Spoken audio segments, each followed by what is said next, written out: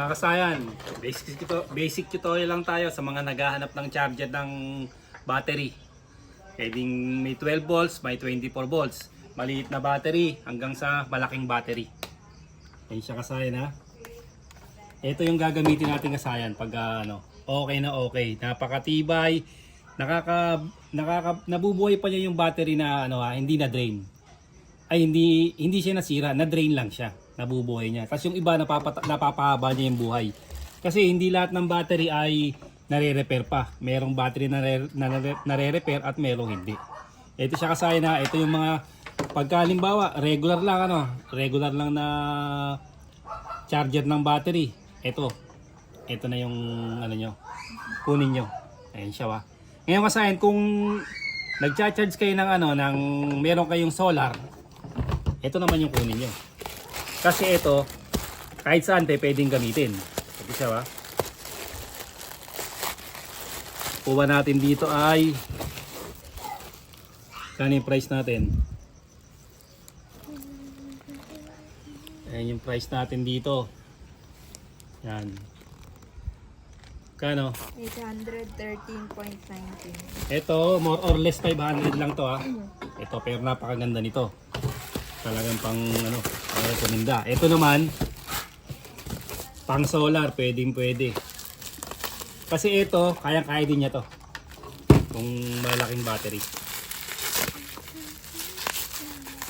Ito, mas mataas yung amperahe nito. Ito lang to, 4 amperes. 12 volts, 4 ampere hour. 4 ampere siya. Kaya na.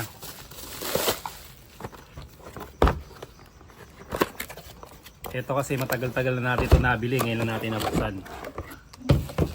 Mas malaki na to ha. Ayan. Mas malaki na siya. Smart battery charger. Sa may mga solar, pwede sa inyo to. Sa mga pang lang naman, pang simpleng motor lang, kung may mga scooter kayo dyan na i-stack sa bahay, ito kailangan nyo para pang di umandar, charge nyo lang siya. Ito naman pang all around, pati solar, kayang-kaya niya. I-testing natin to.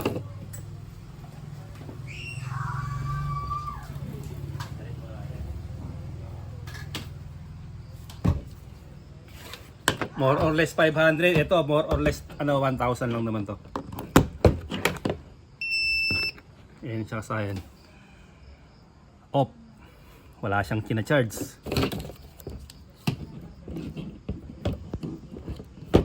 Tapos i-charge natin.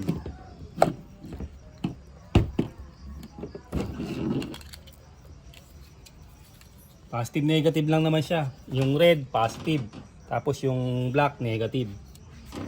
Yan, plus minus.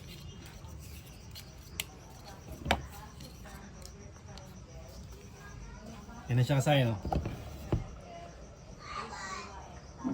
Yan, nagcha-charge na siya. Ito, makikita nyo rito kasi yung mga pwede niyang i-charge, so iba't ibang klase. Tapos ito meron siyang repair. Pag sira na yung ating battery, i-repair lang natin. Hindi lahat kasi hindi lahat nabubuhay yung battery. Pag halimbawa ganito yung battery kasi natin pag binuksan natin yung battery natin, meron siyang 6 na division. Pag meron isang division na nasira doon, ang mangyayari yan hanggang 12 volts na lang yung battery natin. Hindi na siya nagiging 14 volts. Hindi na siya nagiging 13 pataas. Pag sira na yung isang yung isang division. Kailangan buo lahat ng division para ma-repair. Kasi kung may isang sira, hindi na siya ma-repair. Ayan siya kasayan. Mas malaki na kasi ito, kaya mas mahal. Halos doble na ng presyo nito. Kung papansinin nyo. Tapos, kagandahan nga rito, sa iba't ibang battery pwede siya. Sa iba't ibang battery magagamit natin siya. Tapos nagagamit natin yung repair niya, yung repair to. Mag-mode tayo. Repair. Natin na ngayon pa lang natin susubukan touchscreen yata ito Yung Lipo. Baka to kung ano lang yung china-charge niya, yun, dun lang din siya tututok. Kasi ito battery. Ay, battery yung ano niya. Doon lang siya umano. Dapat pala magcha-charge tayo ng iba. Yun sira. Titingin nga tayo ng ano, ng sirang battery dito kung makika-charge pa niya.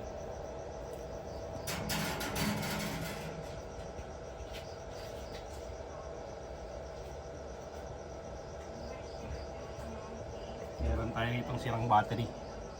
Ayan. Madungis. Sirang battery, lilipat natin sa kanya kung matcha-charge siya. Balik muna natin. Kakarga pa rin siya kahit nakatanggal. Bunutin natin ha. Para ano niya. Okay, bunutin muna natin. Sabay saksak natin. Nagbabaser siya eh. Kung siya na yung mag-ano. Ito, sira na to ha. Naka-off tayo.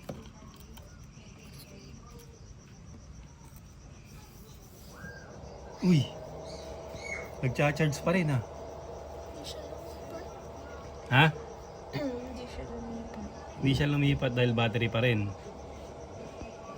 Battery. Yung pinaka-sign niya. Live ano? Live po na battery.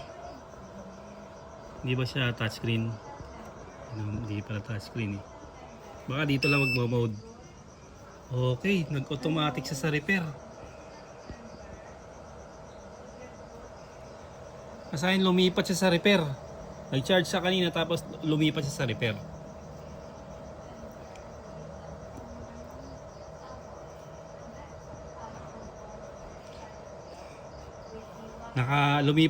Nag-charge siya tapos lumipat sa repair. Kaya ang gagawin natin dito, itatry natin sa ano, i-try natin sa voltmeter natin to.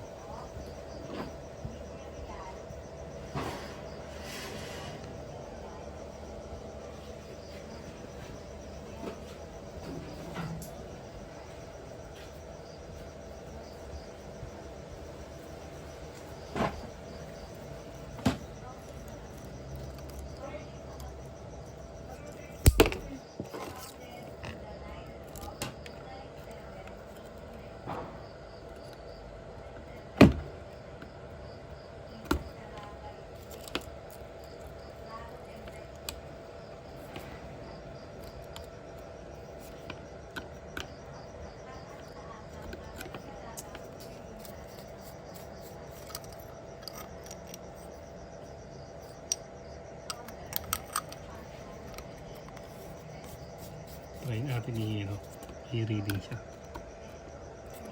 Nagkalawang yung natin ha. Ayan na, nagre-repair siya. Kusa siyang lumipat sa repair.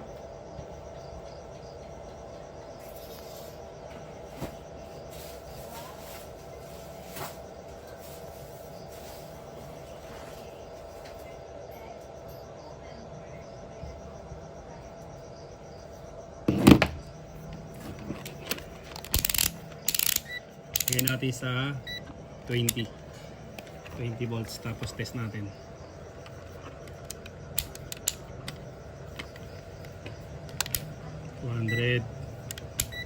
20 volts ha, DC tayo, DC. Ilan?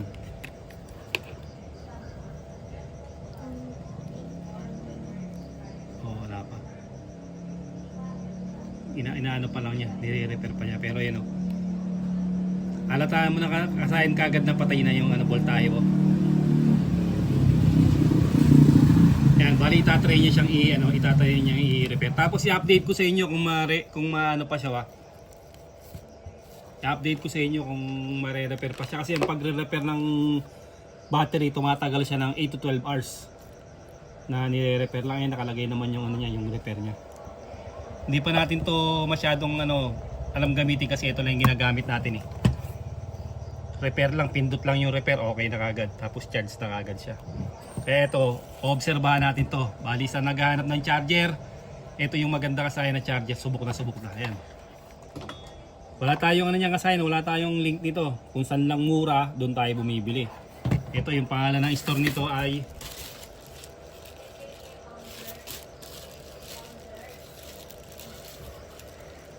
At wala ito pala yung store ah.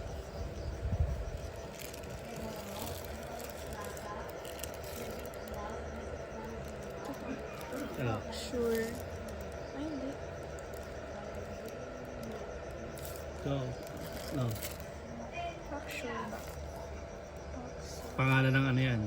Pangalan ng charger yan. Yung Paxor. O basta yung tatak lang, yung ano niya kasayan, yung tatak. Okay na okay yan. Sa naghahanap ng battery charger. I-update ko kayo kung yung mga sirang battery, yung mga yung mga ano na, hindi nakakapagpa-starter. Kung mabubuhay pa niya. Kung gagana pa yung pag gumana yung starter, ibig sabihin na buhay niya. Napalakas niya uli yung battery. Eh kasi nag-ano. Habang nagre-repair, makikita natin dito yung percent. Ayun siya kasayan ha. O, gantong charger lang yung bilhin nyo. Parehas naman ang tatak yan. Parehas ba sila ng ano? Ba't walang nakalagay?